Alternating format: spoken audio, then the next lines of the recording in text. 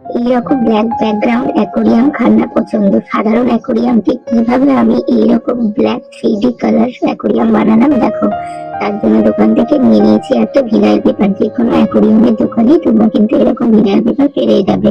মাছের অ্যাকোরিয়ামটাকে ভালো করে সাইজ করে এই পেপারটা কিন্তু কেটে নিতে হবে। তার জন্য আমাদেরকে একটা জল বানাতে হবে, সেটা হলো শ্যাম্পু জল।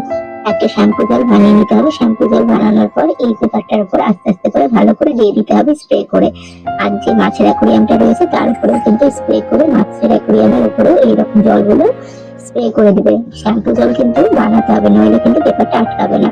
ব্যাস, তারপরে পেপারটা অ্যাকোরিয়ামের গায়ের উপরে সাটিয়ে দাও আর চারিদিকটা এইভাবে সুন্দর করে কালার পুতুল করে নাও। ব্যাস, তারপরে ভিতর থেকে যে হাওয়াগুলো থাকে সেই হাওয়াগুলো একটা কার্ডবোর্ডের সাথে বের করে নিলেই এইরকম কালারফুল 3D ব্যাকগ্রাউন্ড অ্যাকোরিয়াম কিন্তু রেডি। তো আমার সাধারণ অ্যাকোরিয়ামকে আমি কিভাবে এত সুন্দর করলাম তা তো তোমরা দেখলে, ভালো লাগলে শেয়ার করে দিও।